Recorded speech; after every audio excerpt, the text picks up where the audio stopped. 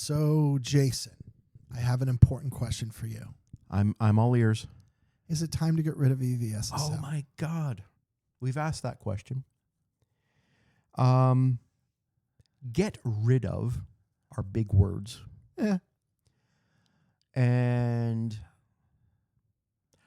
I think that, Tim, the way that I formulated in my head the answer to that in the past, and I think the answer is still the same right now, is this. Yeah. What is it offering above, because of the fact that, hey, we all know that green bar is gone. Mm-hmm. In other words, it doesn't reflect in the browser. Mm-hmm. So is there something to that extended validation process that is making the end user more secure? Nope, I don't think so. Yeah. Is it making the subscriber of the cert more secure? I don't think so. Yeah. And I will tell you this. This is something I think we said before to each other, and then I'm going to let you rip. Hey, what, you think I have thoughts on this? Maybe.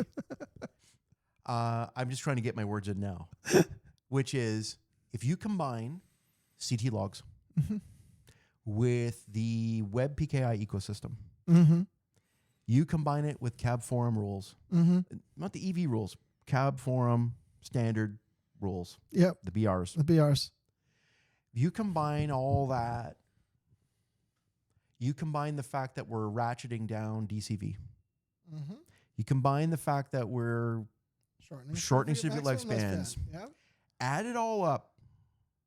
And my God, DV and OV are really well supported by that entire WebPKI ecosystem. I think that is exactly right. And that's the key point. So if you go back to when EV SSL was introduced in 2007, none of those things you listed, not a one of them was in place. Right. And so I think it would be easy to say EV SSL failed. But I think that would be entirely incorrect. I don't think that's What true. happened is EV SSL succeeded because what it did was it pulled the floor up to its level. And now EV SSL and OV are sitting at the same level. But that isn't because EV got weak or EV didn't work.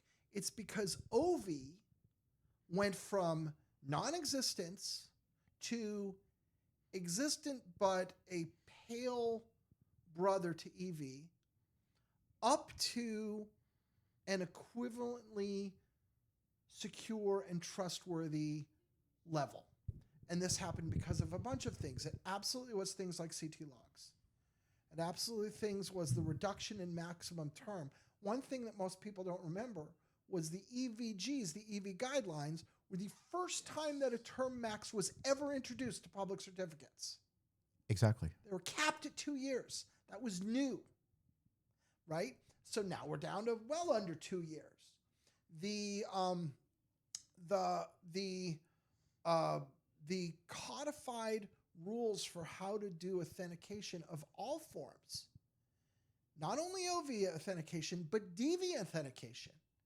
Those were introduced in the EVGs as concepts. Prior to that, those literally were concepts that didn't exist. Those same concepts made their way into the BRs and then were evolved and strengthened over the next nearly 15 years in the BRs. And in the process of so doing, the level came up, right?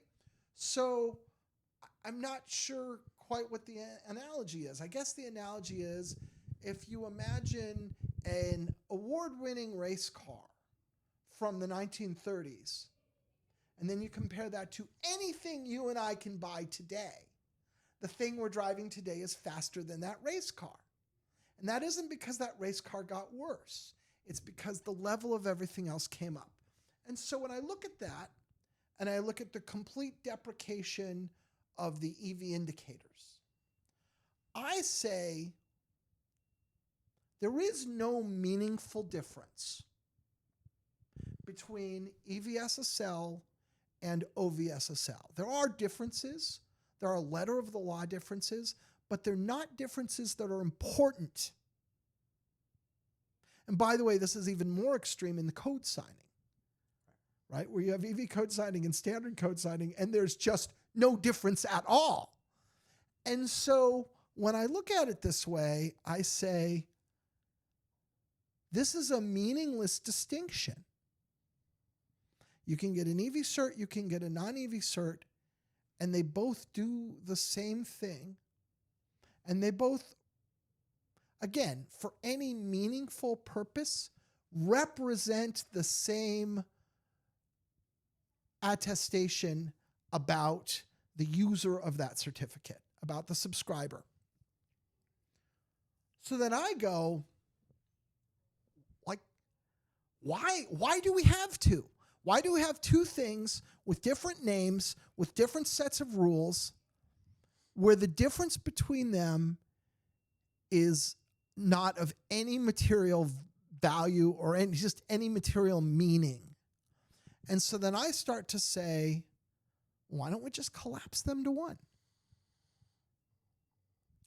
Yes. Right. And so obviously, as long as both of these certificate types are, let me put my Sectigo hat on real quick. As long as both of these certificate types are available, we have to make them both available. If someone wants EV, we have to give them EV. If someone wants OV, we have to give them OV. We couldn't just decide to do one because the subscribers are going to demand access to whatever they demand access to. However, if the CAB Forum decided to collapse on one of them, and which one it is not so important. Probably would be OV. The simplest way to do it is take EV out. But if the CAB Forum were to collapse on just one of those, then that would solve that problem, because the subscribers would have a choice and they would go get that choice. And there are benefits to this. There's one set of guidelines you need to understand. There's one set of guidelines you need to implement. There's one set of guidelines that need to be updated over time. There's one set of systems and processes that the CA needs to have. There's one CPS that the CA has to have. Like, all of this stuff just reduces the risk surface. We've seen how this redundancy created ambiguities, which created bad conditions. Right. Yeah, exactly. So it's been bad. Yeah. It has caused bad. Yeah. And this is I think this is a bit of a hot take. I think there are people out there, they've had their EV for their whole career, both subscribers and CAs, who don't want to give up this thing that they've been using since they got out of college, right? And wouldn't be happy with this suggestion. Nope. But just if you just put your emotion aside, or the specifics of your one situation where, oh, I care about this because I'm a guy who sells EV and I don't want to be out of business. If you put that aside and you just think at the macro level for the global WebPKI, and you apply the criteria I just walked through, I don't see how you come to another conclusion. I don't see how you come to another conclusion. Yeah. Look, Tim, I think that, we've been debating putting out this episode for quite a long time. Yeah. And it has to do with the fact that, hey, nobody ever got fired for buying an EV, right? Yeah. Right. And there's nothing wrong with buying an EV. Like, one of the things being, from a brass tacks perspective, for most of the buying in the world, not if you go to someone's website, but for not if you go to do a one-off purchase, an e-commerce purchase off a website. But for most of the use in the world, certainly in the enterprise, I think, pragmatically speaking, the cost of the new products is actually the same. I don't think EV even commands a price premium anymore. If I'm a large enterprise and I'm buying these things by the 100 or the 1,000 or even the dozen, I think I pay the same either way, right? So as a subscriber, nothing wrong with getting your EVs. You're not even spending extra money, but